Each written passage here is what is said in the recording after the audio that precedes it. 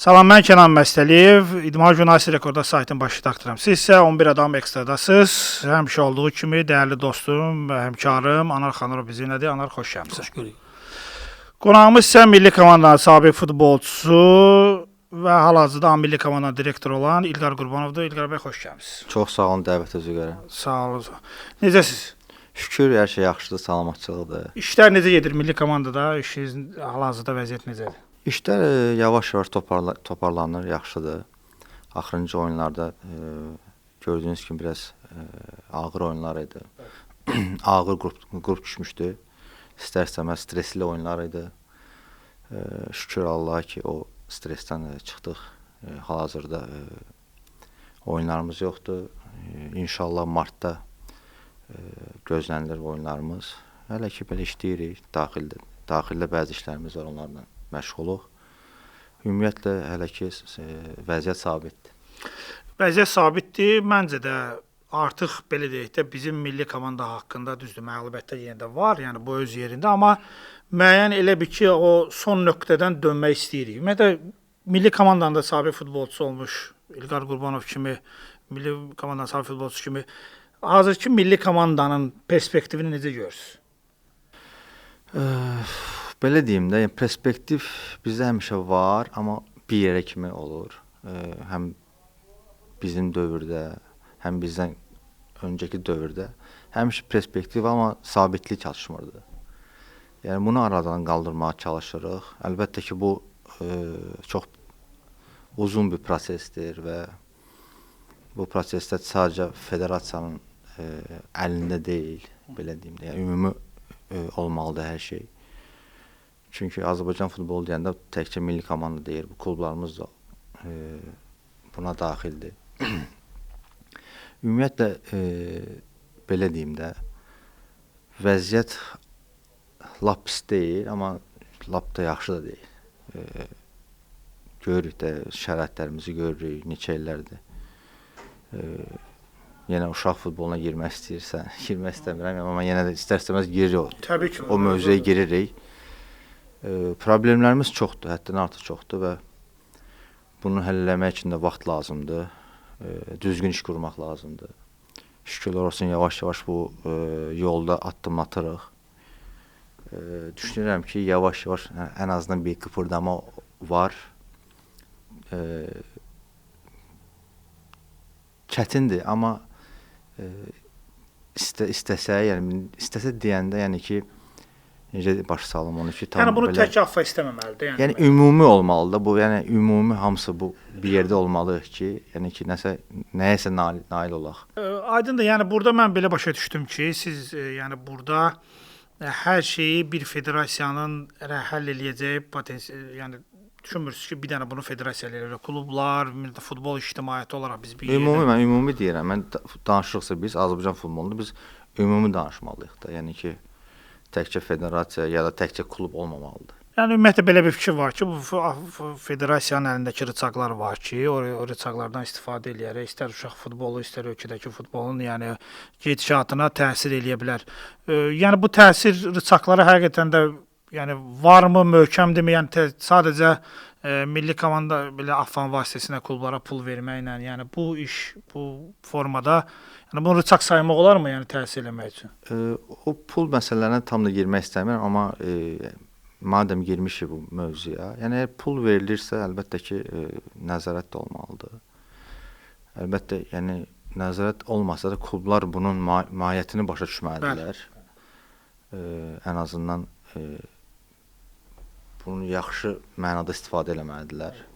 Demirəm pis mənada istifadə edirlər, amma yəni ki, daha diqqətli istifadə olmalıdır. Daha çox aşağı yaş qruplarına diqqət ayırmalıdırlar. Çünki bünövrə olmasa xeyri yoxdur da. Yəni ki, biz bunu illərdir danışırıq, illərdir bunu deyirik, amma əgər bir şeyin təməli yoxdursa, bünövrəsi yoxdursa, haradasa qırılır bu. Və istədiyimiz bu effekti ala bilmirik. Məsəl üçün, bir il, 2 il yaxşı dövr olur, sonra təzə eniş yaşayırıq və ya 2 il yaxşı hiçbir şey olmur. Tənqidlər çox olur. Bu barədə çox hal-hazırda görürük də nə qədər tənqid var, nə qədər negativlik var. Bunun hamısı da bu neçə illərdə yığılmış bir şeydir. Məncə də ümumiyyətlə bu biraz başqa cür başa düşülə bilər, amma məncə işin əsas təməli klublardadır. Yəni biz çox danışırıq, Affanda çox tənqid eləmişik, hal-hazırda da eləyirik, amma təbii ki, yəni əvvəllər görülməyən işlər bura qədər gətirib çıxardıbdı. Yəni bu artıq nəticədir. Biz səbəb haqqında danışırıq və artıq baş verən hadisələr, məğlubiyyətlərimiz, arzu məğlubiyyətlərimiz bu artıq səbəb yox, nəticədir. Yəni olub əvvəldə səhvlər çox olubdu deyiliblər. Amma klublarımızdan da üzərinə də çox iş düşür ki, artıq bu işin öhdəsindən gəlmək üçün köməkli şəkildə işləməlidirlər. A milli komandanın direktorusunuz. İşiniz nədən ibarətdir? İşim ondan ibarətdir ki, futbolçularla ünsiyyət, futbolçularla zborlardan sonra da ünsiyyət, məşqçi ilə futbolçunun arasındakı bir körpü, rəhbərlik ilə məşqçinin arasındakı bir körpü deyək belə, rəhbərlik ilə futbolçunun arasında. Çünki çox məqamlar olur, futbolçuların bir sürü problemləri olur. Yəni böyük problem deyim, yəni problemlər olur, onu həll edirik. Şükürlər olsun rəhbərliyin dəstəyi ilə. Yəni ümumiyyətlə belə daxili işlər var, məsəl üçün zborların təşkili, yəni bir çox şeylər var. Yəni bizdə biraz səhv başa düşülür direktor məsələsi ilə. Elə o maraqlıdır, bilmək istəyirik. Sorumlu başqa şeydir, direktor başqa şeydir. Sorumlu məsəl üçün məşqi təyin eləyir, nə bilim, belə deyim, heyətə qarışır, oyunçu seçiminə qarışır. Bunun örnəyi var idi, məsəl üçün Hamid Altıntop var idi. Milli komandanın sorumlusu idi. Ondan bu tələb olunurdu. Amma məndə tam tərsi bir şeydir. Ona görə bəzən eşidirəm də, İlqar məşqçinə deyirlər ki, niyə məşqçinin yanında oturur, məsələn. Belə sual verirlər, məsəl üçün. Yəni biz hələn oradayıq da, yəni ki, hələn bilmirlər ki, orada oturmalıdır və ya oturmamalıdır. Biz onu bilmirik, belə bir sual veririk. Bilmirlər, bilmiş olar. Yəni seleksiya işinə belə başa düşdüm, adiyyət yoxdur. Seleksiya işi adiyyətim tam belə deyim 100%lıq demir ki, yoxdur, amma bəzən indi istər-istəməz 5 il o işi mən görmüşəm. Bəzi işlər qurmuşam orada. İstər-istəməz bəzən məndən də olur. Ölkədən xaricdə olur, mənə çıxırlar, mən də lazımlı yerlərə köçürürəm. Tam belə o işlə məşğul olmuram, xeyr. Yəni seleksiya demişkən, yəni çıxırlar da, məsələn, son vaxtlar Ülvi Babayev məsələsi var idi. Yəni ondan da başqa futbolçular da var ki, hal-hazırda məsələn Rusiyada top qovurlar və başqa ölkələrdə top qovurlar. Sualı belə verim də. Yəni mən düşünürəm ki, şübhə eləmirəm ki, AFFA bu məsələ ilə məşğul olur. Təbii ki, məşğul olur. Həmən futbolçular, yəni hansılar, konkret adından demirəm. Yəni bir çox futbolçular var. Ukrayna, Rusiya və çox yerlərdə oynayırlar. Onlar milli komandaya niyə gəlmirlər və onların gəlmək istəyirlərsə də belə əsas problem nədir ki, biz onları milli komandaya dəvət edə bilmirik? Çox yaxşı mövzuya toxundu. Yəni Səmədov dövründən başlayaq. O vaxtdan bəri bu problemimiz də var. Çox yaxşı mövzuya toxundu. Bu da mənim ən yaralı yerimdir, belə deyim, hamı da bilir. Ümumiyyətlə milli komandada oynamaq istəməyən bir şəxsə mən ümumiyyətlə danışmıram.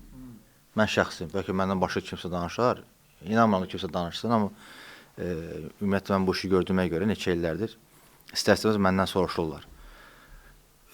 Ülvi Babayev hələm 17-18 yaşında olanda biz onunla əlaqə saxlayırdıq, məsəl üçün, menecer vasitəsilə. Çünki bəzi yollar vardı, bəzən sən futbolçuna direkt danışırsan, bəzən də valideynlə danışmalısan və ya menecerlə danışmalısın. Futbolçuya deyirsən, futbolçu deyir ki, məsəl üçün, mən menecerlə danışım. Yəni, belə məqamlar olur da, ona görə də tək Ülvi Babayev deyil, yəni ki, bir sürü futbolçularımız var Rusiyada, belə deyim, Rus çempionatında. Ukraynada var, indi Almaniyada, məsələn, yavaş-yavaş çıxırlar 2010-2011-ci illər. Rusiyadan, ümumiyyətlə, Rusiya çempionatından Azərbaycanı gətirmək, Azərbaycan millisindən cəlb vermək çox çətindir. Yəni, burada futbolçuları qınamayın. İndi bəzən oxuyurdum da bəs. Milli komanda gəlmir, seçmir, silin onu, yox. Çünki onun günahı yoxdur. Yəni, belə dərinə geçsə, günahı yoxdur. O bir halda gələ bilər milli komanda. Deyər ki, mən Rusiyada oynamaq istəmirəm. Rusiya çempionatında. Gedirəm, məsələn, Polşa çempionatına. Oradan artıq rahat gələ bilir. Amma Rusiya çempionatında bu milli komandanın əgər pasportunu qəbul edəsə, bu Rusiya çempionatında legioner sayılır və bu ona sərf eləmir. Ona görə də millini seçə bilmirlər. Təəssüflər olsun. Bəs milli ruh, milli istəyəməz. Yəni bu işin başqa tərəfi də var da. Lap deyək ki, milli seçmək istədi də. Milli komandası Rusiyada özünə yer tapmadı. Okey. Yəni məsələn Dinamoda oynamağa özünə heyətə düşənmədi, amma yəni gəlib Azərbaycan çempionatında bir klublarda yer tuta bilərdi özünə. Məsələn hansısa bir Turanda və yaxud Amma Avropada gedir. Məncə güclü futbolçu son problem olmalı deyil. Yəni hələ ki bunlar öz karyerasını orada qururlar da. Yəni orada böyüyürlər deyə orada daha çox qururlar. Orada məsəl üçün bizdə orada 1-ci liqada oyunçularımız var. Sadiq Baqiyev var məsələn. Skaxabarovsk. O məsəl üçün gəlirdi, 21 yaşlara gəlirdi. Sonra rəsmi oyun oldu, klubundan çıxa bilmədi. Yəni o uşaq istəyir. Məsəl üçün qapıçı da orada var da, İmanov. O da gəlmək istəyir, o can atır. Amma deyir ki, mən müqaviləm var. Müqaviləmdə də Rus pasportu ilə müqavilə bağlamışam. Ona görə də çətindir, yəni bunlara milli komandaya cəlb eləmək çətindir. O bir məsələ var. Çünki mən Səmid danışıqsa toxunaqda bir məsələ. Səmədovun dövrünə elə bir toxunmadım. O vaxtdan bizim dövrdə Ələksən Səmədovun dövründə o futbolçular istər Rusiya mətbuatında, xüsusən orada davamlı müsahibələr olur, açıqlamalar olur. İzləyirik. Olan açıqlamaların iki sözündən biri bu olur ki, yəni mən Rusiyada doğulmuşam, daha çox Russam, özləri Rus hesab edirlər. Mən o məsələ toxundu, bu milli ruh məsələsi. Tamam, o digər məsələləri bildim. Onu mən sözün açığı o da yoxdur o futbolçular. Sözün açığı o sözü mən bir dənə Səmədovdan eşitmişəm. Başqa heç futbolçu Ülvi də bu yaxına da açıqlama verir ki, mən Rusiyada doğulmuşam. Yəni belə dedi, yəni mənim çox üstümə gəlmir. Yəni atam Azərbaycan ola bilər. Mən bura yəni bizim qonşu ölkələrdə maraqlı futbolçular, gürcülər, o digər bizim bu adnan qonşularımız. Orada bu yoxdur. Məsələn, Amerikada da olsa ikinci, üçüncü nəsil o adam ilk növbədə öz kökünü axtarır ki, orada gedim oynayım. Bizdə bu yoxdur. Bəlkə problem ordadır. Yox, onu deməzdim. Rusiya millisində gürcülər var idi, oynayırdı da. Amma ona yəni ki, o təktik olur. Yəni sırf ona da necə deyirlər ki, belə çıxmasın, yalvarmaq deməyək, o da olmamalıdır. İstəyir gəlir, istəmirsə gəlməməlidir. Yəni ki, biz ona təzyiq eləməməliyik. Milli komandanın formasını dəyərini aşağı salmaq lazım deyil. Əlbəttə ki, istəmir, uğurlar, başqa söhbəti bağlamaq lazımdır. Yoxsa nəsə dərindən girməyə ehtiyac yoxdur. Bəlkə onun üçün Azərbaycanda hansı alternativlər yaratmaq lazım? Məsələn, dedim mən Sabah klubu, Turan klubu, Zirə klubu, deyək ki, Qarabağ ikinci mərhələdir. O ikinci mərhələdir. Bundan qabaq olub da Emin Mahmudov gəlib deyəsən. Sonra Ramil Şeydayev gəlib. Belə Rusiya millisinə lazım olmayan sonra gəldi. O da gələndən sonra deyir ki, bu Azərbaycan niyə gəldi? O temada açılır da. Yox, indi o ən azından Emin Mahmudov gəldi və milli komandanın bombardir oldu. Yəni ən azından biz tənqid edirik də Azərbaycan niyə qayıtdı xarici zonasına? O var axı bizdə. Yox, indi zamanında biz də gəldik, biz də tənqid edirlər. Niyə gəldi? İndi o insanlar belə bir şeydir ki, insanlar, yəni kimin ki bir tramplin kimi buranı baxa bilər, gözdən keçirə bilər. Gələr məsəl üçün deyə Sabah klubuna yaxşı nümayiş etdirər özünü. Ondan sonra təzədən gedər Avropa klubuna. Elə bir variant ola bilər. Yəni deyirəm hansısa bir belə başa düşürəm də. Bu biz deyirik ki, milli komandanın bu futbolçuya ehtiyacı var, amma da gəlmək istəmirsə, okey də, yəni bu insan Rusiyada oynamaq istəyir. Misal üçün Ülvi Babaydan danışırıq, yəni başqa misallar da var. Gəlmək istəmirsə, amma bizim milli komandanın belə oyunçulara ehtiyacı var da. Yəni biz təbii ki, biz ona yalvarası deyilik, amma biz ona elə bir şərait yaratmalıyıq ki, əlbəttə ki, o heç olmasa alternativ olaraq, misal üçün Dinamoda oynamasa, Skaxabarovskda olmayanda heç olmasa burada, hansısa bir klubda, yəni başqa bir variantlar haqqında üzərində fikirləşmək lazımdır. Yəni Ayaz Qasımov variantını desən, amma o da İlqar deməli, yəni gəldi bura sabahdan da ehtiyatda qaldı. Ayaz Qulevin ən azından gəlsin də, heç olmasa milli də bunu dəvət alınır. Biz sınamalıyıq da məncə. Daha başqa bir yol tapmalıyıq. Məsələn, yaxşı nümunə verdi. Yəni gəlir, tənqid edir ki, niyə gəldi? Bəs zəiflədi. Emin məsəl üçün Ramil Şeydayevdə normaldır. Ramil Şeydayevdə Qarabağ. Amma indi oradan çıxartmaq asan deyir. Axı Dinamo Moskvadan futbolçunu çıxartmaq asan bir şey deyil, yəni ki, onu da başa düşmək lazımdır. Başa düşürəm, amma biz alternativ də yaratmalıyıq axı. Mən inanıram. Bəlkə bir klub yaradaq. Məncə yaradırlar. Təkliflər olub məncə. Mən eşitdiyimə görə Azərbaycan klubları təklif eləyib, deyəsən qəbul eləməyib. Elə eşitmişəm. Dərinliyi bilmirəm də. Ümumiyyətlə Ülvi Babayev məsələn, Ülvi Babayevdən söhbət gəlirsə, başqa indi onun adını çəkirik. Misal çəkirəm, onun baş məşqçinin rəyi olmalıdır. Təkcə mənim rəyim olmamalı, təkcə sizin rəyiniz olmalıdır. O baş məşqçi bəlkə istəmir o Ülvi Babayev. Ola bilər sizə görə, mənə görə yaxşıdır. Mən tapıram, gətirirəm onu. Amma baş məşqçi deyir ki, mənə uyğun deyil məsəl üçün. Deyə bilər də. klub baş məşqçisi də onu deyə bilər də, əsasən klub da deyə bilər. Əlbəttə ki. Məsələn, Dambrauskas deyə bilər ki, mən elə bir futbolçu Yəni ki, ehtiyacım. ola bilər. Bu biraz dərin məsələdir, yaxşı mövzudur. Amma ictimaiyyət bilməlidir ki, yəni burada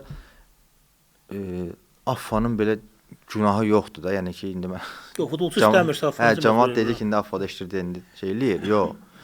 Mən istəyirəm ki, əlbəttə ki, Ülvi olsun, Sadiq Baqiyev olsun, necə bir vaxtlar Emin Mustafayev Ukrayna millisinə dəvət gəlmişdi, amma atası patriotdur, dedi qardaş, mənim oğlum oynamalıdır millidə. Məsəl üçün. Ona mən nə deyə bilərəm? Keçin deyə bilmərəm. Amma Emin istedadlı futbolçu son toplantılara dəvət almadı. Buna ilə bağlı şəxsən. Oynamır klubunda. Klubunda oynamır.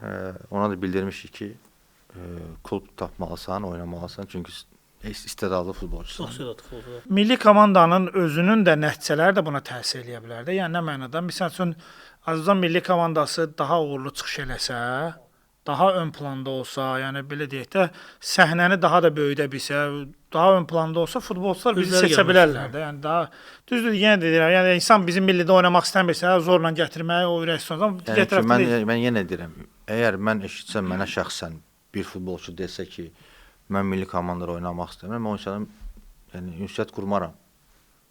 Vəzifəmdən dolayı. Bu da normaldır yəqin ki də, yəni.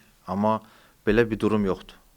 Mən indi oxuyurdum bəzən ki, bəs vətəninə şey elədi, məsələn, AFFA belə, amma yəni ümumi olaraq problem o deyil. Problem limit məsələsidir ki, Rusiyada bu müqavilə bağlayanda Rus pasportla bağlayıb, klub rəhbəri də ona görə ona məsəl üçün pul verib.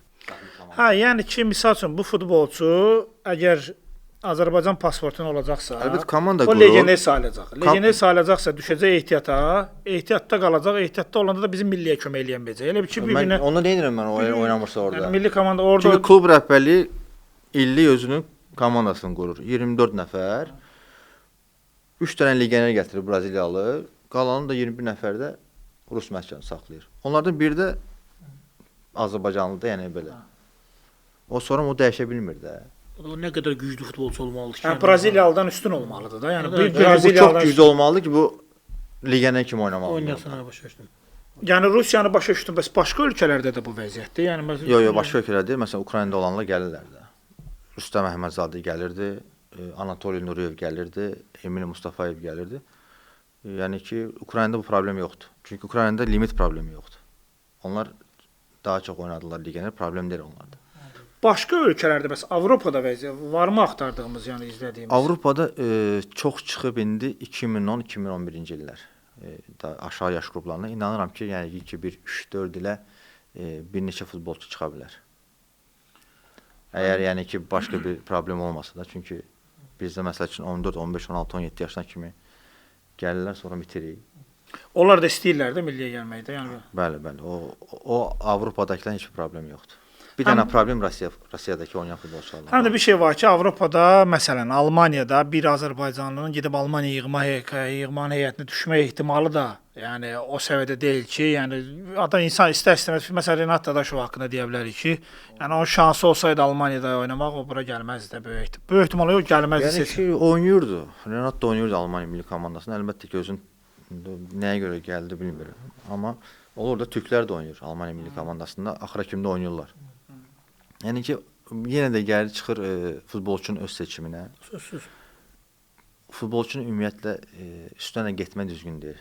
Gəl oynamalısan, gəl oynamalısan. Mən onun tərəfdarı heç olmamışam. Yəni özümüzə hörmətlə yanaşmalıyıq da. Ondan başqası o effekti görə bilmərsən. İstədiyin o effekti görə bilməyəcəksən. Məcburiyyət olmaz, istək olmalıdır. İstək olmalıdır, canla başlamalı, gəlib vuruşmalıdır yəni ki. Milli komanda barədə əslində uzun danışma olur. Sadəcə bir məqam barədə deyəcəm. Yəni bu məsələni soruşmasam, yəni deyərlər ki, niyə soruşmadın? Milli komanda ilə bağlı danışanda sizin ictimai televiziyada məşhur verilişdə milli komandaya futbolçuların əvvəlki dövrlərdə tapşırıqla çağırılması ilə bağlı iddianız idi. O iddia əslində həqiqətən də çox böyük əks-səda doğurmuşdu. Ondan sonra sizə zəng eləyən, niyə elə demisən, bir söz deyən olmamışdı? Yox, çox gözlədim. Aha. Çox gözlədim. Zəng eləyən olmadı. Yəni ki, belədir ki, telefon həmişə açıqda zəng eləyə bilərlər. Bu o deməkdir ki, bu iki cür var. Ya fikir vermək istəmirlər ya da ki, qəbul edirlər ki, belədir də. Ya özləri də çox yaxşı başa düşürlər. Yəni ki, bu özləri yaxşı bilirlər dərinlikləri. Sadəcə bəziləri danışdı, heç gözləmirdim, yəni ki, o effekti. Çox böyükdür, çox şişdi bu söhbət, əlbəttə ki. Amma yenə deyirəm də, mən faktsız ümumiyyətlə bir şey danışmaram. Özüm şəxsən yaşamışam bunu. Yəni, onu soruşacaqdım ki, siz özünüzün oynadığınız, Mən oynamadığım dövrdə demişəm, məsəl üçün. Amma Qurbanova sual verilib. Hə, siz oynamadığım dövrdə nəzərdə tutur. Amma Qurbanova dövründə oynamışam axı. Niyə Qurbanov müəllimə sual verilir ki? Yox, o sual dediyinizdən başqa cür formalaşmışdı. Yəni orada qeyd olunmamışdı ki, yəni sizin müsahibəmizdə deyilməmişdi ki, mütləq oynamadığım dövrdə. Yəni bütün dövrlərə aiddir deyə. Mən Milli məşqçilərə sual verilmiş ki, sizin dövrünüzdə olubmu belə şey? Məncə normaldır, soruşurlar çünki. Çünki dediyinizdən elə başa düşülmüşdü. Mən də elə başa düşmüşdüm ki, yəni orada bütün hamısına aiddir. Mən oynamadım. Konkretləşdirə bilərsinizsə konkretləşdirin. Yox, mən şəxsən demişdim, yəni ki, öz oynamadığım dövrdə. Mən ümumi danışmamışdım, şəxs özümə görə danışmışdım. Hə, bunu dəqiqləşdirmək lazımdır. Çünki o dövrdə, yəni orada hamıya söz getmişdi. Mən deyim ki, 9 il oynamadım da milli komandada və bu səbəblərə görə. 9 illərə baxsınlar, baxardılar ki, kimin dövründə oynamışam, kimin dövründə oynamamışam. Şahin Diniyevin dövründə də oynamışam. Qurbanovun dövründə oynamışam. Aydındır. Deməli, yəni mən 33-34 yaşında ilk dəfə milli komandaya dəvət alan adam haqqında mən belə bir şey deyə bilərəm sizcə? Yox.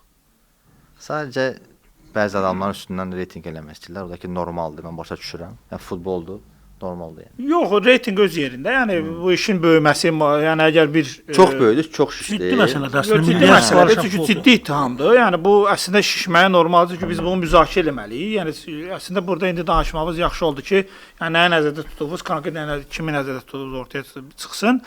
Milli komanda demişkən yavaş-yavaş karyeramıza da keçməliyik. Çünki İlkay Qurbanovun karyerası haqqında da milli komandaya gəlişiniz, düzdür, ona qədər ki və ondan sonraki dövrlər haqqında danışacağıq da, sırf milli komandaya, yəni milli komandaya gəlişiniz və milli komandada oynamağınız və ondan sonra o problemlər çox. Milli komandaya misal üçün milli komandaya niyə getdiniz?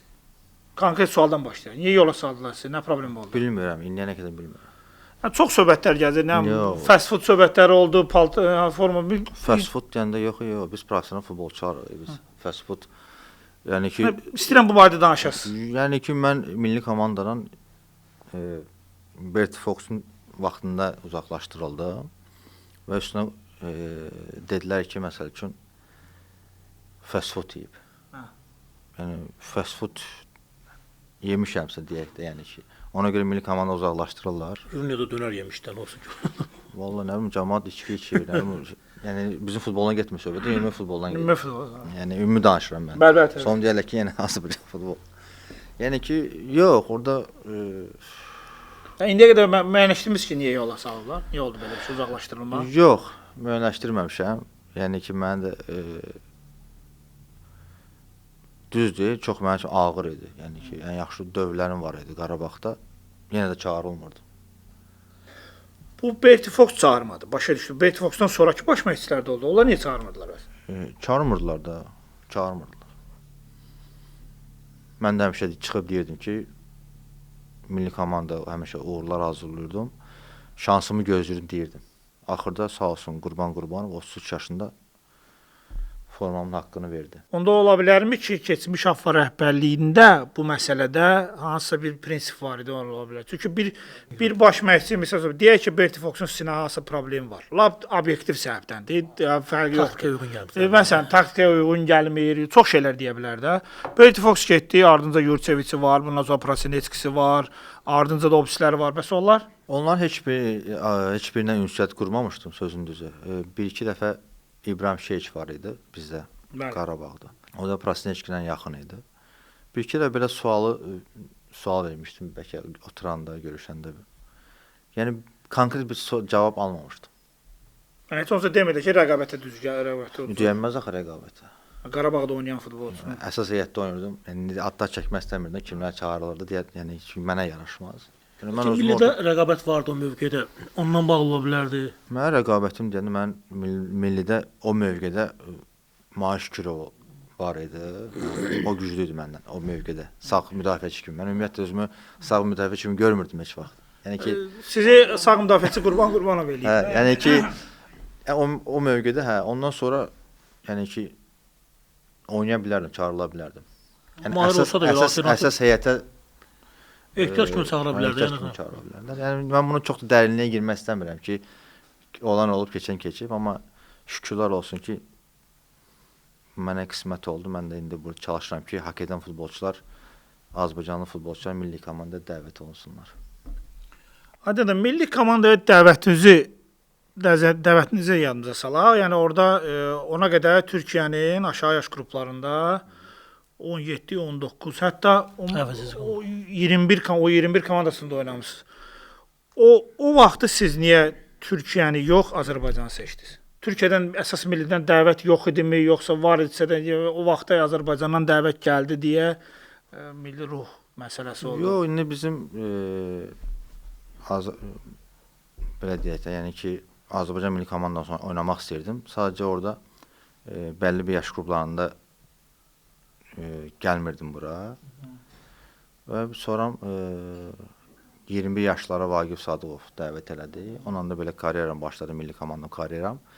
Bir oyun oynadım. Bir oyundan sonra da səhərsi gün milli komandaya dəvət aldım.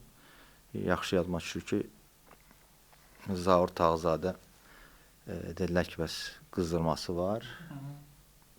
Oynama ehtimalı yoxdur. Aşağı yaş qrup, U21-dən bir nəfər gəlməlidir. O da mənə qismət oldu. Oyun da Qazaxstandakı oyun idi. 3-2 utduğumuz oyunu səhv eləmirəmsə. Onunla da belə başladı karyeram. 23-24 yaşım vardı. Mən artıq 30 oyunu keçmişdim də yəni. Maraqlı bir şey deyim, bu soruşum daha doğrusu. O vaxtı Fuad Musayevin belə bir açıqlaması deyəsən olmuşdu ki, İlqar Qurbanov Azərbaycan yığmasına gəlmək istəmir. Türkiyədə oynayır deyə, yəni gəlmək istəmir söhbəti var, müsahibəsi var idi, deyirdi. Ümumiyyətlə Türkiyədə, yəni Türkiyə millisinə, əsas millisindən təklif oldu mu əsas komandaya? Yox. Elə bir təklif olmayıb. Sadəcə Fenerbahçedə oynayırdım. Biraz buradan incib getmişdim. Aşağı yaş qruplarında mən oynayanda sənədlər mənə lazım idi. Sənədlərimə kömək eləmirdilər. Yəni həmin Fuad Musayev Yox, o dövrdə amma Fuad Musayevin onun əlaqəsi yox idi. O federasiyada mən aşağı yaş qruplarında birində oynayanda sənədlərdə biraz problem yaşamışdım. Ona görə biraz incimişdim. İncimişdim də, yəni uşaq idim də. Yəni incimə haqqımız deyildi amma Türkiyə pasportu idi, yoxsa Azərbaycan pasportu? Mənə də maraqlıdır. Azərbaycan pasportu.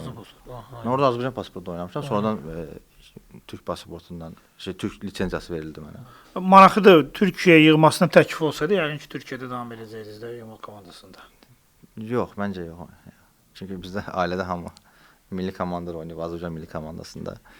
İnanmıram ki. Mənim yadıma gəlir, İlqar vaxt çox istedadlı futbolçusu var idi. Əvəzedici komandanın kapitanı. Orada hər yaş Fenerbahçenin hətta əsas komandasında məşqlərə cəlb olmuş səhv eləmirəmsə. Hətta bir də hansısa oyunda Uşaq Liqası zədələnmişdi. Aziz Yıldırım öz şəxsən düşüb gəlmiş ki, maraqlanmışdı. Yəni o çapda bir futbolçu idi. Ona görə məsələn əksəriyyət düşünür ki, bəlkə ona görə İlqar gəlmək istəmirdi ki, mən Türkiyə millisinə. Yox, elə bir şey yox idi. Yox, onsuz da axır əvvəl gəlməli idim, gəldim. Yəni ki, burada heç nə problem də yox idi. Sadəcə hər şeyin öz vaxtı var idi. O vaxtdakı 21 yaşlı, 21 yaşda da dəvət aldım Vaqif Sadıq tərəfindən. Oradakı bütün yaş qruplarında da oynayırdım. Kapitanlıq sarğısı məndə idi, bir Azərbaycanlı olaraq. Belə deyim ki, əsas komandada bir il oldu. Ondan sonra elə karyeram elə alındı ki, Xəzər Lənkərana gəldi. Ən çox ona görə. Vallahi mən peşman deyiləm. Ki, yox, çox tənqid olmuşdu. Rəhmətli Anar Məmmədxanov da yadıma düşür. Tənqid eləmişdi. Canlı görüşdən də təqdim eləmişdi. Tənqid eləmişdi. Amma mən düz hamı düşünə bilər ki, daha yuxarı görmək istəyirik də. Səhv addımdır, nəsə. Amma ondan sonra təzədən qayıtdım da Super Liqaya, Türkiyə Super Liqasına qayıtdım. Yəni ki, məncə səhv addım deyil. Çünki o vaxtlar çox çətin idi. Bir futbolçunun, gənc futbolçunun ümumiyyətlə oynamağı. Məsəl üçün bizdə Semih Şəntürkdür. Hətta o çətinlik çəkirdi oynamağa. Çünki bizdəki bütün cavan futbolçuları göndərirdilər birinci liqaya, Ha, ikinci aşağı liqaya, liqa. üçüncü liqaya. Orada çox Oradan qayıtmaq çətindir. oradan da qayıtmaq, orada bərkimək çox çətin idi. İndi kimi deyildi.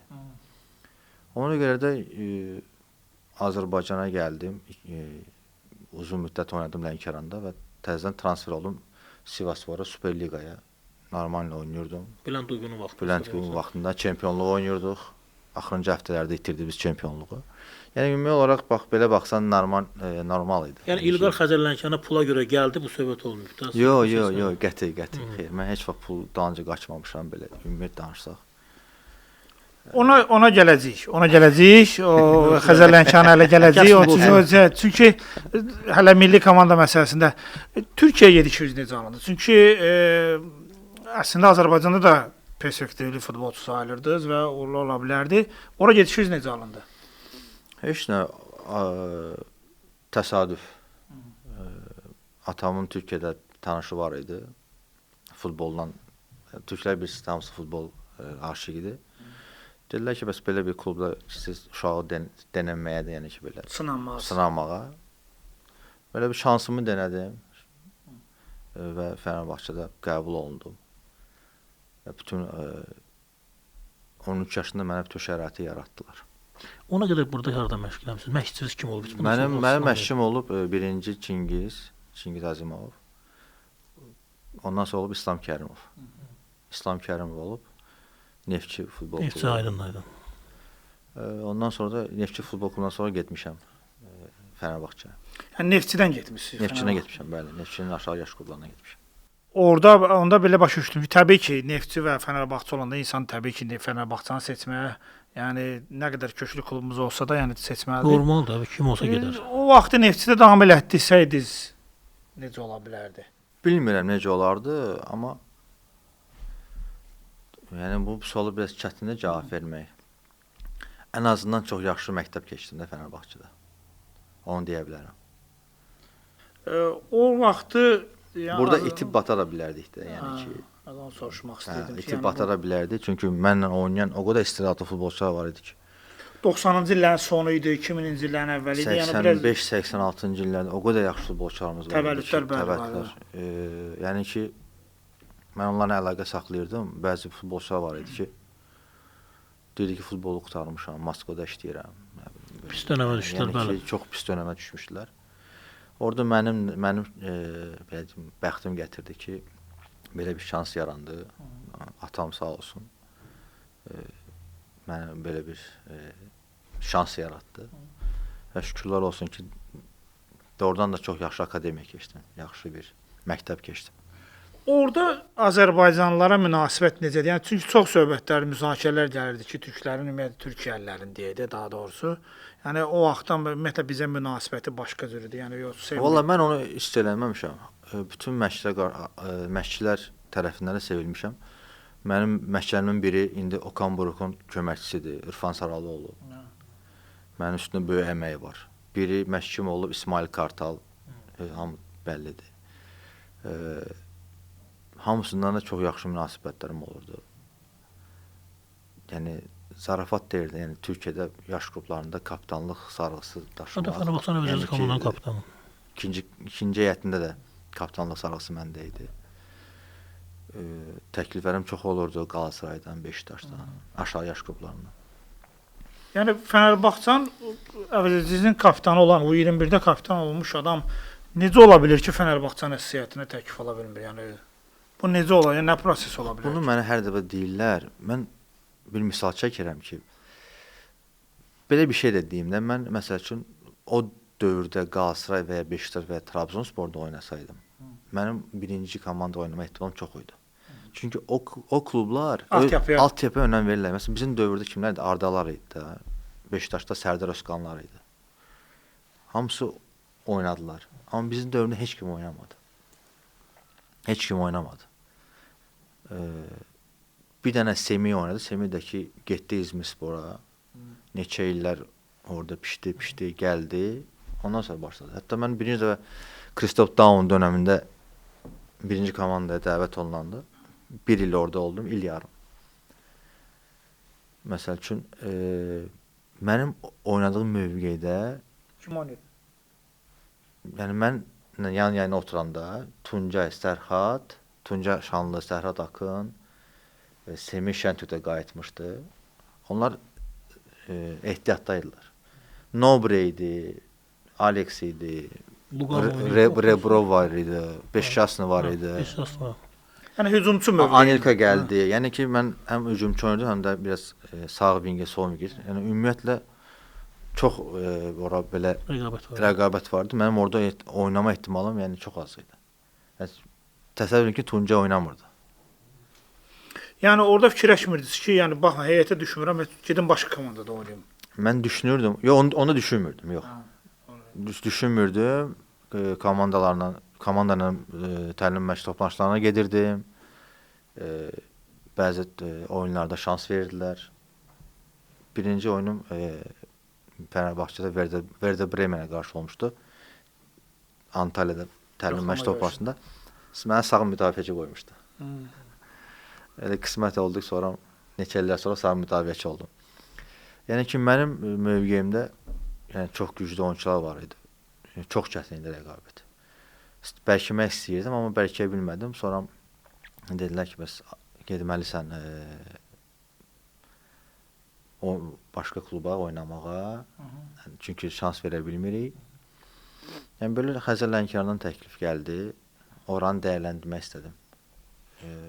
Yəni ki, maraqlı, əgər Xəzər Lənkərana qədər dillər başqa kluba getməlisən, bax hansı klublar var idi ki, məsələn Türkiyədə? 3-cü liqa, 2-ci liqa. Çünki onlar da mən nəyə görə isti baxmırdım? Çünki bizim ətrafda bizim oyunçular tez-tez gedirlər və itirirlər. Oynamırdılar. Güclü qayıtmırdılar. Temp məsələsidir. Lap gedib orada əsas heyətə düşsən belə o formada qalmayırlar. Hətta 3-cü liqa gedirdin, 3-cü liqanın biraz futbol fəlsəfəsi başqa cürdür də. Fenerbahçe sizin kapitanı birdən-birə 3-cü liqa mənə qəribə gəlmir. Heç ortaba Süper Liqa kullanılır mümkün Yox, mümkün deyildi. Maksimum gedirdilər 2-ci liqaya. 2-ci liqaya gedirdilər. 2-ci liqadakı özünüz bəlkə də izləmisiniz, görmüsünüz də. Yəni orada taktiki baxımdan çox aşağı səviyyədə, sadəcə güc mübarizədir orada. Sümük sındıran da, biz də atletik məsələ. aşağı yaş qruplarında məsəl üçün ona hazır deyildik. Biz daha çox taktiki, məsəl üçün belə də, yəni belə yetişirdik. Amma məsəl üçün bir dənə Semih də, yəni bir dənə Semih şeyinə verə bilər misalını. Türkiyədən kənardan da təkliflər yox idi başqa. Yox, xeyr, yox idi. Onu belə başa düşdüm ki, alternativ olaraq bir dənə Xəzər Lənkəran idi. Azərbaycan klubları var idi. Sadəcə ölkə xaricində xeyr yox idi. Bir dənə milli komandaya gələndən sonra bir dənə Manchester City söhbətim var idi. Milli komandaya gələndən sonra. Milli komandada 2-3 oyun oynayandan sonra Manchester City söhbət olmuşdu. O vaxt biz də onu manşetə vermişdik, amma çox adam real qəbul eləməmişdi. Yox, real idi. Baxırdılar, izləyirdilər. Sadəcə orada oynamaq üçün bəlli bir 30% milli komanda oynama şey olmalıydı, barajı olmalıydı. Onu yəni ki belə bir şey olmuşdu. Yəni onda belə çıxır ki, milli Xəzər Lənkərana gəldim bəlkə ona görə də. Milli komandada Xəzər Lənkəran dövrünüzü xatırlayaq. Orada necə xatırlayırsınız? Möhtəşəm. Möhtəşəm vallahi. Yəni ki bəzən baxıram, yada salıram oradakı oyunları. Deyirəm də məşqimizi azarkeşdən doldurdu. Adi məşqimizi. Yəni ki, mən heç vaxt necə deyirlər? Heyfsəlməmişəm ki, o klubda oynamışam da, yəni ki. Doğrudan da yəni azarkeş amili yəni dəhşət idi. Yazma şükür bir dəfə Bakıdakı Neftçinin oyun Tofiq Bəhramovda olmuşdu. 2-1 uduzmuşduq amma yəni qızıl oyun özü çempion olduğumuz il yəni konvoy bizi apardı, konvoy bizi gətirdi. Özləri klubda hiss edir. Əlbəttə ki, yəni futbolçunu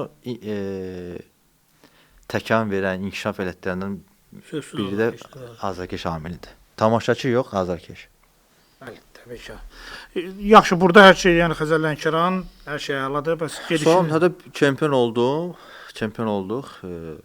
Ondan sonra da təzədən qayıtdım Süper Liqaya, Sivasspora. Yəni ki, heç bir şey itirmədim yəni. Təkliflər Sivasspordan başqası var idimi, yoxsa ki, Azərbaycan çempionatında artıq Azərbaycan çempionatında var idi, amma Azərbaycan çempionatında qalmaq qəti fikrim yox idi. Səbəb? İnkişaf eləmək istəyirdim. Yəni Təzədən Xəzər qayıdıb- Lənkəranda o perspektiv görsənmirdi də. Yox, artıq istəyirdim gedim Superliqada oynayım da, çünki arzum idi Superliqada oynamaq. Ona görə. Sivasspora getdiniz. Sivasspora getdim, orada oynadım. Çempionluq şanslarımız var idi axırıncı tura kimi. Axırıncı turlarda axırıncı 3-4 tur qalmış Fenerbahçeyə uduzduq və Qalatasaraya uduzduq. Onunla da çempionluğumuz getdi. Təbii ki, məlum Beşiktaşa vurduğunuz qol həmişə yada düşür. Yəni ondan sonra Beşiktaşdan bir maraq istəyən. Yox, mən Beşiktaşa vurandan sonra oynatmadılar məni. Beşiktaşdan sonra bilmirəm, məndə biraz fərqli getdi. Daha az sürə almağa başladım. Daha maraqlıdır. Bir dəfə də Bülent Uyğuna məşqdən sonra sauna girmişdi. Saunada söhbət edirdik. Dedim, bəs niyə oynatmırsan? Deyir ki, mən sevdiyim insanlar həmişə mənim yanımda olur, deyir. Belə bir cavab vermişdi. Yəni burada təbii ki, yəqin ki, o Türkiyə futbolunun əsas problemlərindən biri də bu klub sevərliyi, yəni klubun Fənərdir, Beşiktaşdır, Qalatasaraydır, Trabzonda onların əlləri çox yerlərə çatır da. Yəni ola bilər ki, mən şübhə eləmirəm ki, Beşiktaşa vurduğu qola görə mane ola bilərlər. Yox, sadəcə yox. İnanmıram. Ola bilsin ki, yəni bilmirəm, bəlkə mənim performansımda nəsə düşüklük gördü. Onu da düşünmürəm. Başqa bir oyunçuya şans verməyə başladı. Almaniyadan gələn Sezar var idi, Sezar Badur. Daha çox ona şans verməyə başladı. Onda da 21-22 yaşındaydım. Çox da belə konfliktə girmək istəmirdim. Daha çox özümü sübut eləmək istəyirdim. Karyera sonra necə davam elədi? Sonra oynamırdım orada. Daha çox oynamaq istəyirdim, çünki milli komandaya görə daha çox oynamaq istəyirdim. Təkliflərim birinci liqadan çox oldu və Azərbaycandan da var idi, amma Bolusporu seçdim. Bir ildə Bolusporda çox yaxşı sezon keçirdim. Demək olar ki, play-off'a kimi çıxdıq. Orada da bəzi həmişə kimi maliyyə problemləri, müqaviləmdə 20 oyun oynasam məsəl üçün əlavə bonus vardı. 19 oyunda dayandım məsəl üçün. Demirəm, şəxsi qərəzlidir, amma fakt var idi ki. Fakt odur da, yəni 19 oynayan oyunçunu niyə 20? Çünki ona kimi qollar vururdum, asistlər verirdim. Ümumiyyətlə o Türkiyədə oynamaq çətindir. Yəni orada tutulmaq çətindir. Futbol mühiti çox qəlizdir orada. Çox çətindir. Yəni bəzən düşünürsən ki, bu ümumiyyətlə bu necə düşüb bura bu futbolçu, amma baxsan ki, əsas heyətdə bütün oyunlar oynayır. Çox qəribə bir oranın bir aurası var. Amma çox maraqlıdır. Hər bir futbolçuya istəyirəm oynasın orada. Bəlkə də demək istəmirsiniz, amma o düşən torpil deyirlər də, daydaylıq falan hamısı bir iddia. Orada mütləq ki vardı. Rastlaşmısınız belə şeylərlə ki, sizin mövqeyinizdə, yəni düzdür birini dediniz artıq o öz yerində, amma yəni millikdə bu orada. Ümumiyyətlə orada iki baş güclü olmalısan yerli futbolçudan oynamaq üçün. Yəni ki, eyni səviyyədə olsan, inanmıram ki, sən oynayasan da, yəni. Bizim futboldan fərqi ondadır da. Biz legioner gətirəndə bizimki ilə təxminən uzun yaxşı halda bərabər bir legioner gətirir. Yox, orada da elə legionerlər gətirirlər ki, yəni katastrofadır, yəni ki. Nə qədər baxırıq ki, heyətdə 100 dənə legioner var. Bir dəqiqə oynamır. Bütün klublarda göndərirlər. Yox, orada biz şükürlüyük. Narahat olma. Biz şükürlüyük. Boluspordan sonra davam eləyək. Boluspordan sonra qayıtdım təzədən Sivasspora. Biz Liqa çempionu oynayırdıq. Ön eləmə. Anderlechtlə düşmüşdük. Ronaldo bizi tək utdu. Onda Ronaldo Anderlechtdə oynayırdı. 5 dənə vurmuşlar. Ondan sonra mənə Sakaryaspora göndərmək istəyirlər. Getməlisən, orada oynamalısan. Mən də orada oynamaq istəmirdim. Sənədlərimi istəyirdim ki, verin, özüm klub seçim. Çünki Türkiyə klublarında məsəl üçün var da pilot komandaları var da, hər bir klubun pilot komandaları var. Əslində bu çox yaxşı bir şeydir. Səndə oynamayan futbolçu gedir başqa bir klubda oynayır və orada oynayır, təzən qayıdır, yaxşı formada. Yəni mən sadəcə o klubu biraz o vaxt o dövrlərdə biraz problemli idi. Ona görə problemdən uzaq istəyirdim olum. Getmədim ora. Axırıncı günə kimi saxladılar. Sənədlərimi vermədilər. Bir gün qalmış dedilər ki, klub tap özünə. Bir gün qalmış. Mən də bir gün qalmış kimi hara tapım, hara gedim. Sağ olsun o vaxt Azərbaycanda Azal klubu var idi. Əskər Abdullayevin komandası. Bir il orada oynadım. Ondan sonra sözündə futbol qurtarmaq istəyirdim. Onda artıq milli komandaya çağırılmırdı. Oynamaq istəmirdim artıq. Bəzi şeylərdən oradan da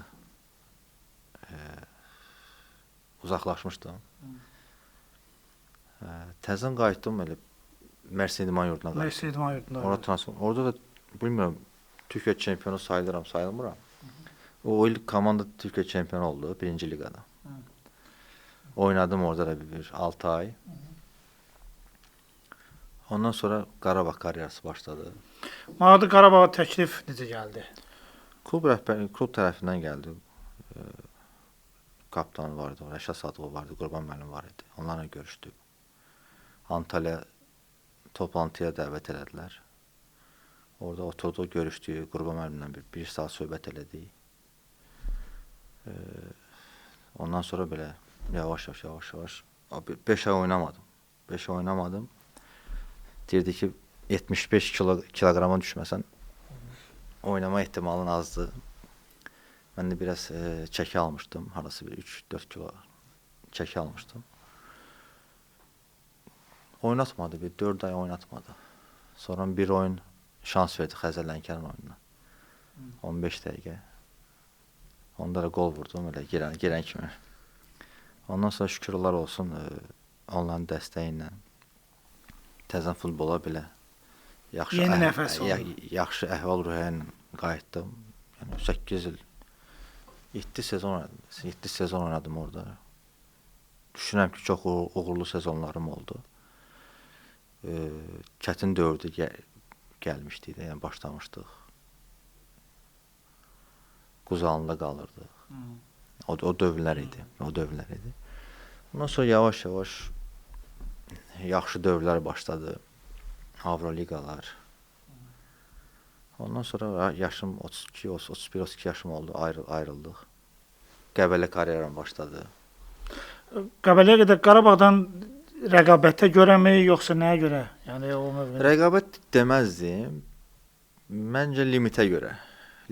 Onda 95 idi deyəsən. 95 limiti, 96 limiti. Abbası gətirdilər də, ya səhv eləmirəmsə. Onda 95-dir, yoxsa 94-dür? 95 olmalıdır. Çox getdim Qəbələdə 97, 98 ilişdim. Limit məsələlərində, Yəni ki, belə limitə görə, yoxsa belə özü o il çox yaxşı sezon keçirtmişdim. Həm də 6 ay sonra, ya 8 ay sonra Qurban müəllim milli komandaya dəvət elətdi mənə. Qəbələdə necə keçdi karyera? Qəbələdə çox yaxşı keçdi. Qəbələdə də tarixində ilk dəfə kuboku qazanan bir heyətdə olmuşam. Birinci il Qriqarçuk idi, ikinci ildə Sənan Qurbanovun rəhbərliyi altında oynadıq. Çox gözəl klub idi. Yəni, təbii ki, Qarabağda Qəbələ qruplara düşdü. Yəni ki, yaxşı klublarımızdan idi. Yaxşı infrastrukturu var idi. Futbolçu üçün hər bir şərait yaradılırdı. Təəssüflər olsun ki, indi əvvəlki gücündə deyirlər, əvvəlki maliyyət yoxdur. Akademiyaları yaxşı idi. Təəssüflər olsun ki, akademiyada O gücdə deyil hal-hazırda. o gücdə deyil. Sonra. Sonra da 6 ay Sumqayıt, ondan da pandemiya, futbol qurtardı. Təkliflər olmadı mı? Təkliflər Oldu. Artıq oynamaq istəmirdim. Yəni mən belə başa düşdüm ki, artıq Yaxşı yerdə buraxmaq lazım. Yaxşı yerdə buraxmaq lazım. Həmişə onun tərəfdarıyam. Pikdə buraxmaq lazımdır ki, hörmətlə getmək lazımdır. Onda belə bir şeydir. Onda futbolçu Ondan olduğu Ayxan Abbas oydu məhkum. soruşursunuz ki, niyə oynatmadı? Hə? Ya. Mən bir dəfə soruşmuşam bilet uyğunda, o da mənə cavabını verdi də. Karyeranızı təbii ki, futbolçu karyeranızı əslində uğurlu saymaq olar. Yaxşı çempionluqlarınız var, yəni öz yerində. Futbolçu karyeranız olduğu müddətdə mən məşqçi olacam və yaxud da ki, mən menecer olacam, idarəçi olacam deyə fikirləriniz var idimi? Mən axıra yaxın, karyeramı qurtarmağına yaxın artıq fikirləşirdim hansı sahədə gedim. Çünki bilirdim ki, futbol qurtaracaq, nəsə lazımdır, iş lazımdır. Və ona görə işləyirdim, scout kimi, menecer kimi onları araşdırırdım. Məşqçi kimi fikrim yox idi. Məşqçi kimi fikrim çox adam deyir ki, səndən yaxşı məşqçi olar, məsələ üçün, yəni məşqçilik. Amma mən hələ ki o sahədə özümü görmürəm. Çünki düşünürəm ki, bizim çox yaxşı yerli mütəxəssislərimiz var. Amma çatışmayan strukturda bizdə idarəçidir, yəni ki. Bəli. Mən düşünürəm ki, bir neçə futbolçu funksionel olmalıdır. Var yaxşı funksionerlər var, amma Azdır da. azdır. Hə. Amma bunun içində futbolçu da olmalıdır, funksioneri. Düşünürdüm ki, yəni ki, bu sahədə getmək lazımdır. Məsəl üçün oxuyurdum ki, scouting məsələləri var, onları gelişdirmək lazımdır Azərbaycanda. Çünki çox səhvlərə yol verilir transferlərdə. Bax, istər-istəməz bu hamısı maliyyədir, maliyyəni itiririk. Bunu daha səmərəli istifadə etmək lazımdır. Ona görə də scouting məsələlərini oxuyurdum, araşdırırdım. Qutaran kimi də bu sahədə hazır idim, yəni ki, bilirdim ki, yəni qutaran kimi bu sahədə başlamalıyam. Şükürlər olsun ki, yavaş-yavaş öz hədəflərimə çatmağa çalışıram, idarəçi kimi. Əlbəttə ki, istəyirəm daha, məsəl üçün, klub strukturunda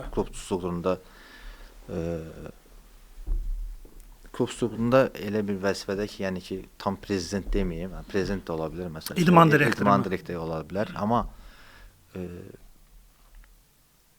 bizdə nə çatışmır, onu həyata keçirmək, məsəl üçün. Yəni, mən heç vaxt, indi böyük danışmıyorum, sabah indi gedərəm hansı kluba, deyirlər ki, bəs UEFA oynamalısan, yox. Amma daha çox gəncləri yetişdirib, gəncləri xaricə çıxartmaq, ən azından orta səviyyədə klublara. İştirək dəqiqləşdirək. Bir var yetişdirmək, bir var yaxşı futbolçunu tramplin kimi xaricə çıxartmaq. Daha çox hansını? Aşağı yaşlı, klub rəhbəri olursan, aşağı yaşlılara da önəm verirsən. Məsəl üçün, UEFA oynamadı, yəni ki, nə məcburdur ki, UEFA oynamaq? Məsəl üçün. Yavaş-yavaş yetişdir, sabah 1, 2 il, 3 il, 4 il sonra həm UEFA oyna, həm də o futbolçularla yavaş-yavaş UEFA-da oynayanda da yavaş-yavaş onları klublara sat. Yəni, bunu bizim klublar eləməlidirlər, bəzi klublarımız eləməlidir. Yəni, bütün klublar, əslində doğru şeydir ki, yəni bizim bütün klublar bir dənə Premier Ligaya gələn kimi, ya bir dənə 3 dənə oynadan kimi biz Avrokubokları oynamaq istəyirik. Onu biraz mən əleyhinəyəm də, yəni ki, biraz bərkiməlisiniz, biraz fundamenti yaxşı olmalıdır. Çünki mən birinci il gəlim, həmən oynayım UEFA-ya, o da biraz düzgün deyil. Düzgün deyil deməyim, biraz yəni ki, real deyil. Real deyil. Sən bir il oynaya biləsən, sonra... Bir il, ya getdin, bir tur keçdin, gəldin, sonra bəs. Məsəl üçün, ən azından Səbar ki, məsələn, bir ara getdin. 10 klubumuz varsa, 12 klubumuz varsa, ən azından bir 3 klubumuz bu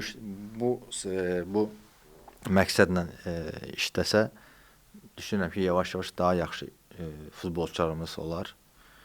Çünki bu doğrudan da indi biz güclə tapırıq da milli komandaya futbolçu. Bu da bizim hamısı nədən irəli gəlir? Aşağı yaş qruplarımız yoxdur, zəifdir. Əvvəl Qəbələ var idi, məsəl üçün. İndi Sabah klubun bu yöndə addımlar atır. Uşaq futboluna, məsəl üçün, diqqət ayırırlar. İnfrastruktura diqqət ayırırlar. Yəni ki, azdır da, bir dənə, iki dənə çox az. Heç iki də yoxdur. Mən dedim, mən o gün Tovuzdan gəldim. Orada uşaq liqasının oyuna baxdım. Betonun üstündə futbol oynayırlar. Adi forma dəyişməyə uşaqların, 10 yaşlı uşaqların forma, yəni biz o barədə toxunsaq, həqiqətən vəziyyət çox acınacaqlıdır uşaq futbolda. Yaxşı, biz necə indi oyunçu tapaq? Onu belə bu sahədə yəni uşaq nə yol göstərir? Futbolçu oradan gəldi. Yol göstərin deyəndə, yəni yol bəllidir də. Yəni bu qeyri bir şey. Yox, konkretləşdirək də baba. İlqar Qurbanov hansı sponsorluq layihə qoya bilər ki, biz akademiyanı bu cür qururuq. Bu istiqamətdə inkişaf edir və neçə ildən sonra bu işlər görülə bilər. Bunu hamı deyir uşaq futbolundan başlayaq, amma necə başlayaq? Hansı Yox, uşaq futboluna sən başlayırsansa, sənə uzun illər lazımdır. Hə, yəni ki, onun o uşaq böyüməlidir. O uşaq birinci bazan tikməlisən. Ha, bax ondan başlayaq. Bazan sən 1 ildə tikənmərsən də yəqin ki. 5 ildə baza tikər. Hə, bir 5 ildə, 4 ildə bazalar tikərsən. Necə bir bazı? Bizdə də bir süni spor meydançası salınıb, bütün akademiya yerləşdirilir, orada məşqçi. Sadə bir baza, futbolçunun qidalanacağı bir yer olmalıdır. Bu da akademiyadır. Yatmağa bir yer olmalıdır. Bu futbolçu məşqdən düşüb özü individual məşq eləməlidir. Bazadan düşüb individual məşq eləməlidir. Yəni bu futbolçu təhsili olmalıdır orada. Məsəl üçün mən Fenerbahçedə 99-cu ildə bizim şey var idi. 2000-ci ildə mən getmişəm. Akademiyamız var idi, meydançamız var idi. Masajlı, sauna, baseyn, yəni ki, hər şeydə hər şey var. 2000-ci ildə yəni ki. Biz indi 2025-dəyik, bizdə yəni ki, o barədə çətinlik çəkirik də yəni. Yəni biz də istəyirik ki, məsəl üçün millimiz İslandiyanı uçsun, biz Fransa ilə heç oynasın. Mən bəzən təcrübə edirəm ki, nəyə əsasən də yəni onu deyirlər. Yox, Fransa ilə heç eləmək absurd olar, yəni təbii ki. Amma İslandiya ilə ən azından mən düşünürəm ki, biz mübarizə aparmalıyıq və İslandiya ilə Yox, mübarizə aparırıq onsuz da. Yəni xal da almalıyıq. Mübarizə aparırıq. Evdə heç yəni olmasa. ki, bundan qabaq da mübarizə aparırdıq. Kimisə udurdu. Yəni stabil olmalıyıq da. Yəni ki, biz fikirləşməməliyik ki, məsəl üçün İslandiya ilə məsəl üçün kimi deyim, Bədəlov sarı kart aldı. Ayda Fransa ilə mən kimi qoymaram. Biz bunu fikirləşməməliyik. Məsələn, qapıçı Şahruddin Sarı almışdı. Yox, qapıçı məşqində qapıçı. Yəni ki, biz onu fikirləşməməliyik. Ən azından bizim alternativimiz olmalıdır da. Yəni mən onu deyirəm. Yəni bizim alternativimiz olsa biz mübarizə aparırıq, o da oyunu da udarıq. Amma biz hazır deyirik axı 3 gündə bir 2 dənə ailə ağır oynanamaq. Məsəl üçün Fransa səfəri var idi, sonra da Ukrayna səfəri. Yəni biz hazırdıq o 2 dənə, 3 dənə, 2 dənə oyunu 3 gündə bir oynamağa. Mən düşünürəm ki, hətta yaxşı çıxdıq. Yox, yaxşı çıxdıq başqa məsələdir. Hə, yaxşı çıxdıq, bəli, yaxşı çıxdıq. Amma biz bunu necə deyirlər, daimi eləməliyik. Daimi eləmək üçün də biz aşağı yaş qrupları mütləqdir. Yəni biz hər dəfə danışırıq, problem. Aşağı yaş qruplarını düzəltmək lazımdır. Bir klubumuz yox. 3-4, hə. Çünki milliyə futbolçular klubdan gəlirlər. Bizim vaxtımız yoxdur ki, o uşağa biz nəsə öyrədək. Bizə gəlir 2 gün, 3 gün. 2 gündə maksimum biz onu biraz danışmalıyıq. Bir-iki dənə taktiki şeylər verməliyik. Məsələ budur ki, bizim aşağı yaşlı millilərimiz biz böyük götürsə il ərzində neçə dəfə arzıq beynəlxalq turnirə gedirlər. Sonra da getmirlər. Hətta artıq ölkə xaricində təlim məşq toplanışında o keçmək belə problemdir. Yəni xarici getmək çox böyük maddiyyat tələb eləyir. Mən klublardan danışıram. Milli komanda onsuz da gedir də, yəni ildə bir 4-5 dəfə gedir ki, o gedirlər. Olur təlim məşq toplanışlar olur, Bakıda da olur. Turnirlərə gedirlər. Yəni ki, o azdır. Azdır. Futbolçu biz yadıma düşürdü mən Fenerbahçedə biz il ərzində neçə dəfə gedirdik. Ajaxla oynamağa, Bayern Münchenlə oynamağa, yəni bütün Avropa klublarını oynayırdıq. Yəni orada inkişaf edirik də. Yəni təbii ki, uşaq yaşında xüsusilə də komanda klublar öz uşaqlarını Avropaya çıxartmalıdırlar ki, bir də onlar həmən üstündən 5 il sonra, 7 il sonra həmən o futbolçularla Avrokuboklarda beynəlxalq üz-üzə gələndə narahat olmasın, gərginliyə düşməsin. Çünki sən ondan o vaxt o uduzmusan. Sən məsələn Ajaxın aşağı yaş qruplarını udmağın hal-hazırda real deyilsə, ən azından oynayıb o bəlkə üstünə 3 il sonra, 5 il bir dəfə Ajaxla oynayasan, sonra Bari ilə oynayasan, Atalanta ilə oynayasan, Bayern aşağı yaş qrupu ilə oynayarsan, belə puxtələşərsən. Təcrübə qazanırsan da. Yəni bunun ən bariz örnəyi bizim Qarabağdır da, yəni ki. Yavaş-yavaş Avrokubok gəldi Liqa çempionu. Çünki təcrübə qazanaraq gəldi. Klub olaraq təcrübə qazanaraq artıq istər-istəməz uğurlar əldə eləyirdi. Bu da eyni şeydir. Futbolçu da eyni şeydir. Bu futbolçu o arenanı hiss eləməlidir. 21 yaşı var futbolçu milli komanda dəvət olunur. Bu futbolçu təbii otoriteyi görmür. Suyunu örtükdə. Mən bu uşağı nə tələb eləyirəm? Yəni ki, biz bu mövzuya girsək, bu mövzudan biz çıxa bilməliyik. Çox haqlı. Məsələ budur ki, bunu deyir, amma həll yolu yoxdur. Tam razıyam. Yəni 30 görmür uşaqlar, hətta butsu yenilər, gedirlər ora bir hissə butsu sürüşür, dəyişirlər, çünki öyrəşmirlər. Yox, butsuları yoxdur ki. Çünki niyə? Çünki onu niyə alsın ki? Onsuz da o sünnüdə oynayır. Yəni ki, belə necə deyim, yəni Süni problemlərdən qaydaq və İlqar Qurbanovun karyerasında biraz danışaq artıq. Xoşuna gəldi mənim karyeram. Yaxşı karyera. Mən düşünürəm ki, yəni Azərbaycanlı futbolçu perspektivindən baxanda karyeramız yaxşı karyeramız olubdu. Yəni ideal deməyək, amma yəni Avropada bir Azərbaycan futbolçusu üçün normal ola bilər. Karyeramızın ən yaxşı vaxtını hansı vaxtlar hesab edirsiniz? Aşağı yaş qrupundan saymasam, Qarabağ düşünürəm. Yəni belə ümumiyyətlə Qarabağ çox yaxşı idi. Bir də Qəbələdə 1-ci il çox yaxşı idi. Mən indi Sivasspor, Bolusporu da buna qata bilərəm. Çünki Sivassporda çempionluğa oynayırdım. Çempionluğa oynayan heyətdə idim. Bolusporda da Super Liqaya çıxmaqda əsas heyətin oyunçusuydum. Yəni belə yaxşı karyeram olub. Biraz əlbəttə ki, daha çox milli komandada daha çox oyun sayının olmasını istəyərdim. Təəssüflər olsun ki, yəni çox da olmadı. Yəni 33-34 oyun oynamışam. Bu da az deyir, amma şükürlər olsun, yenə də o formanı geyindik. İndi milli komandada işləyirəm. Şükürlər olsun. İnşallah düşünürəm ki, yarıda qoyduğum işləri burada tamamlayaram. Qarabağda ən vacib oyununuz hansını hesab edirsiniz? Vacib, şəxsi. Bəli, sizin sözünüz. Reynaldoya verdiyiniz ötürmə. Yadda qalan Əlbəttə ki, Reynaldoya verdiyim ötürmədir. Oyunda udmağımızdır. Amma elə onunla başım bağlıyam. Ən uğursuz oyun mənim maraqlı deyil. Qarqonun hansı oyun hesab edilir karyerasında? Ən uğursuz oyunu. Yəni o yada salındım, yada salmaq istəmirsən oyunu. Belə uğursuz oyunum Qəbələdə olub. Kubokun finalında Keşliyə udmağımız. Yəni o mənə çox təsir eləmişdi, yəni ki, belə. Biz Qəbələdə oynamışdıq, səhv eləmirəm. Qəbələdə oynamışdıq. O oyunu mənə çox təsir olmuşdu. Bilmirəm. Bəlkə də Qəbələnin birinci dəfə titul almasını çox istəyirdim.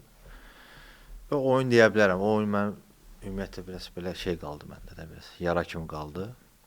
Amma belə oyunlarım deyim ki, çox belə, bir də əlbəttə ki, Bakıdakı Interin oyunumuz.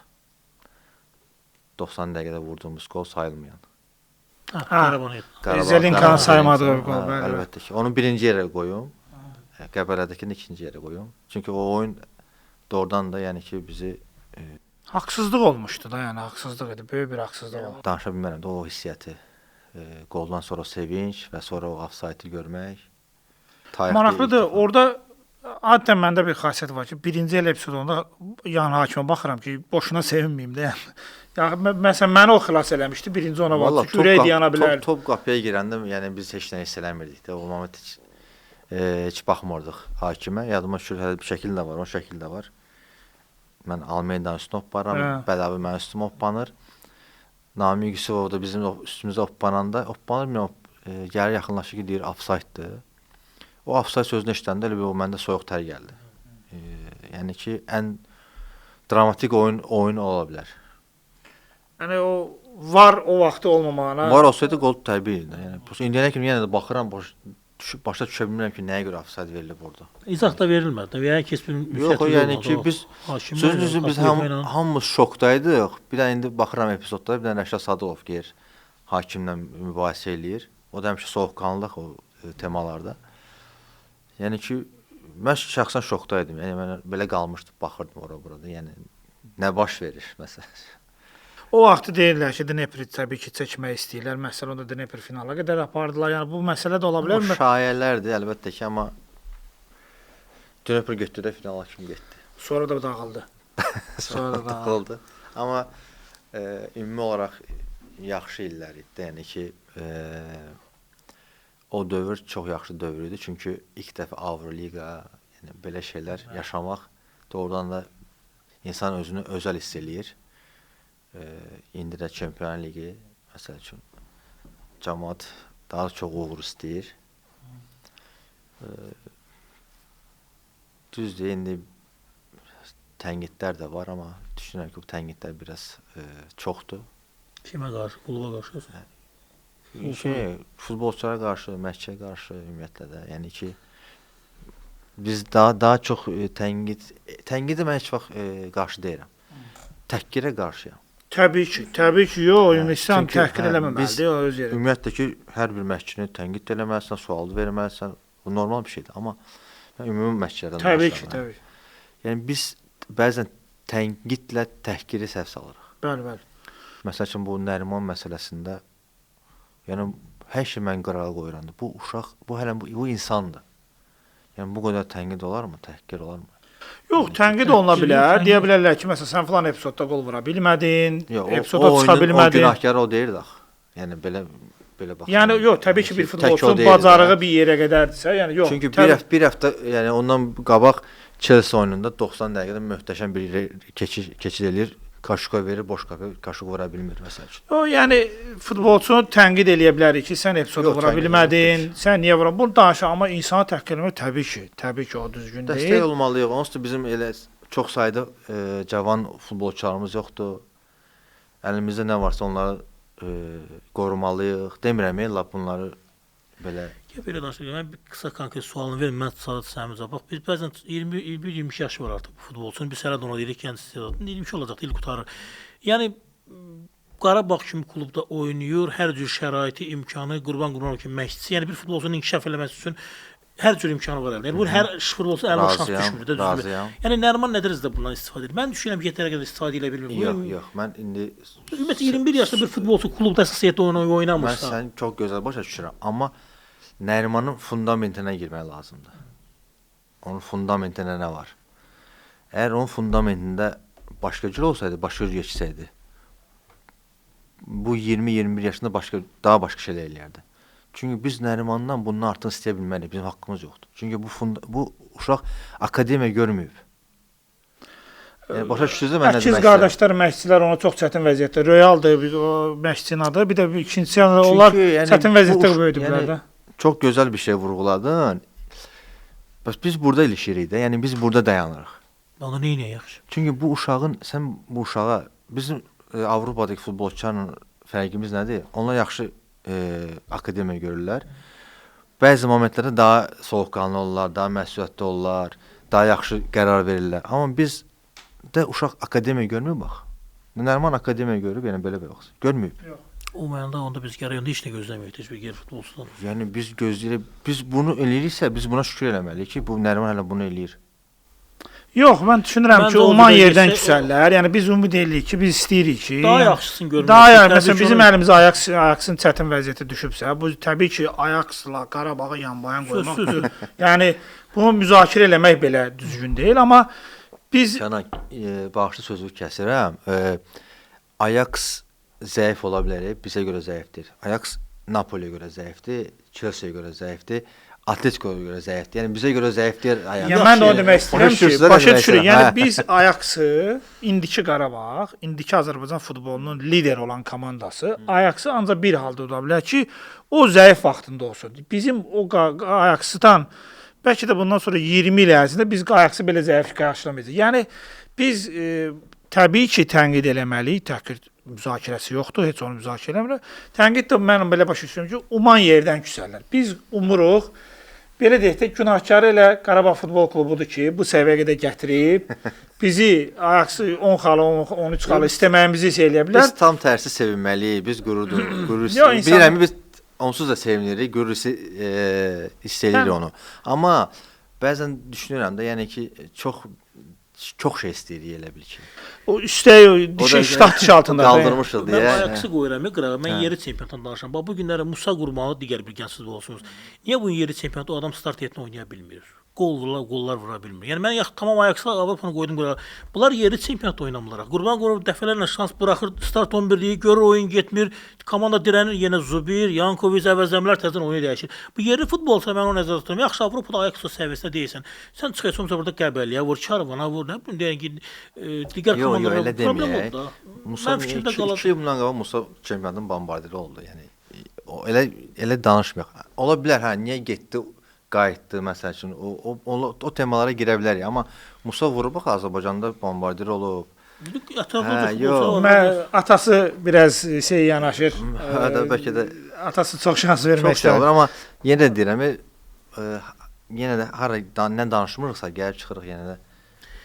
Mən bildiyim odur ki, 21-22 yaşında bir futbolçu bu gün əsas heyətdə oynamalıdır. Qarabağda oynamırsan, deyək ki, nə bilim, Yox, Şamaxıda oynamalıdır sözsüz. oynamalıdır. Əlbəttə ki, bu yaxınlarda bir verişdə gördüm. Ayxan Abbasov da buna toxunmuşdu. Əgər burada oynamırsansa, get Hə, başqa. tam razıyam. O başqa məsələdir. Onu mən razıyam. Onu mən heç demirəm. Gedib komfortdan çıxmalıyıq. Komfort zonadan Bəli, çıxmalıdır. bəli. Ona mən etiraz eləmirəm. O düzgün vurulacaq ona, amma bəzən də futbolçu olur da, yəni ki, düşünür ki, mən burada özümü sübut eləməliyəm. O vaxtı yaxşı təyin eləməlidir. Qaydaq elə son sualımı verim. Bu sualı bütün qonaqlarımıza verirəm. Karyeranızdan razısınızmı? Keçdiyiniz karyeradan ümumiyyətlə razısınızmı? Daha yaxşı ola bilərdimi? Daha yaxşı ola bilərdi. Daha yaxşı ola bilərdi. Səhvlərim var idi. Bəzi nöqtələrdə zamansız zədələrim oldu. Bəlkə komanda seçimim bəlkə də başqa cür ola bilərdi. Bəlkə də, yəni yenə də bəlkə də deyirik. Məsəl üçün ola bilsən seçərdin lap pis olardı. Ya lap yaxşı olardı. Amma ümumi olaraq şükürlər olsun yaxşı idi. Daha yaxşı ola bilərdi. Daha çox uzun illər Superliqada oynaya bilərdi məsəl üçün. O potensial məndə var idi, amma bəzi zədələr, bəzi intriqalar deyim belə yüngül, cavan olmağım, onlar biraz mənə mane oldu. Amma ümumi olaraq heyfslənmirəm heç bir qərarıma. Yenə deyirəm, milli komandada daha çox uzun illər oynamaq istəyərdim. Başqa belə şükürlər olsun bir. 70% razı qaldın demək olar. Əlbəttə ki, amma səhvlərim olmadı da demirəm yox. İdmançı ailəsində əslində böyümüsünüz. Təkcə futbolçu yox, yəni ailə olaraq idman. Yəni ailədə də futbolu, idmanı bilən insanlar da onların məsləhətlərinə bəlkə də qulaq asmamısınız. Yox, qulaq asmışam, dayılarım qulaq asmışam. Hamısı da məşhur futbolçu olub. Atam oynayıb məsəl üçün. Ona da qulaq asmışam, amma bəlli bir yaşdan sonra istər-istəməz gərək məşqçilərə qulaq asasan. Bəzən yaxınlarına qulaq asanda sənə ziyan dəyə bilər. Çünki məsəl üçün sənin oynadan məşqçidir və məşqçinin tələblərini sən yenə gətirməlisən. Bizdə düzünü verilişin axıdır. Bu mövzudan danışa bilərik. Çünki bizdə futbolçuların çoxunun inkişaf eləməməyi, oynamamağının da böyük nöqsan valideyn qarışmasıdır. Bəli, çox vacib məsələdir. Xüsusilə də uşaq futbolu. Çünki mən bəzən gedirəm aşağı yaş qruplarına. Yəni bəzən elə fikirləşirəm ki, qıraqda duranlar hamısına pro kateqoriyası vermək lazım. Taktika verir valideyn oyuna. Düzdür. Yəni o çoxdur. Yəni sayırıq çoxdur da, yəni nüanslar çoxdur, amma yavaş-yavaş düşünürəm ki, ideyalar var. Yavaş-yavaş həyata keçirmək istəyirlər. İnanıram. Yəni mən inanıram şəxsən ki, yavaş-yavaş nəsə dəyişilə bilər. Yəni Azərbaycan futbolunun, İlqar Qurbanov Azərbaycan futbolunun gələcəyinə inanır. Çünki biraz baxıram da, yəni ki, yavaş-yavaş elə bir inkişaf vardı. Yəni 12 komanda, o məsəl üçün belə şeylər. Birinci liqa, ikinci liqa. Yəni ən azından nəsə görürük də, insanlar nəsə eləməyə çalışır. Başa düşürsüz? Yəni biz də buna dəyər verməliyik, dəstək verməliyik ki, onlar da o gücü, o şey hiss eləsinlər də, yəni o məsuliyyəti hiss eləsinlər, görsünlər ki, bəs doğru yoldadırlar. İndi biz başlarsaq indi yox, bu düz deyir, yenə gedirik keçmişə. Keçmişdən bizdən heç nə yaxşı bir şey saxlamamışıq da, yəni məsəl üçün. Limit məsələsi çox müzakirə olunur, məsəl üçün. Limit ləğv olundu. Limit ləğv olundu, amma 15 il limit var idi. 2 dənə futbol çıxdı, 200 dənə futbolçu itdi. Ondan heç kim danışmır, məsəl üçün. Limit indi hamı baxıram, hamı deyir ki, limit. Ay qardaş, bizim ən axırıncı problemimiz limitdir. Biz ömür boyu limitimiz olub da bizim də. Olmayıb ki. 8+3 oldu. Mən deyəndə ki, mənə Limiti özünüz qurban getmişsiniz o vaxt. özünü qurban getmişəm. Qarşı mən məşq elirdim, limit məşq eləmirdi. Bilirdi ki, onsuz da oynayır bu. Bundan inkişaf olar, olmaz. Mən bu sualı verəndə deyirlər ki, bu çıxdı. Deyirəm, neçədən 12 itdi. Onun mənə cavabını ver. Mənə o cavabı verə bilmirlər. Limit qoymuşuq. Cavan limiti, məsəl üçün yerli limiti. Milli komanda hamısı əcnəbilər idi. Milliləşdirildi. Hansı bir şeyə uyğundur. Amma indi limiti ləğv eləmişik. Ləğv olunub, məsəl üçün. İndi bu yaxşı da ola bilər, pis də ola bilər. Bunu heç kim deyəməz ki, məsəl üçün pis olacaq və ya yaxşı olacaq. En azı bir bunu da yoxlayaq. Yəni, bir yoxlayaq, bir baxaq, futbolçu biraz məsuliyyət hiss eləsin. Demirəm, indi həm özüm futbolçu da olmuşam. Futbolçu olsam deyərəm ki, limit başqa cür fikirləşərdim, amma rəhbər olanda, idarəçi olanda insan istər-istəməz başqa cür fikirləşir. Yəni ki, bir şeydə ilişməməliyik də. Yəni ki, bunun üstünə çox getməməliyik. Niyə bu? Çünki indi elə bir şey formalaşır ki, futbol elə bir limitə görə yoxdur. Halbuki bizdə ömür boyu limit olub da.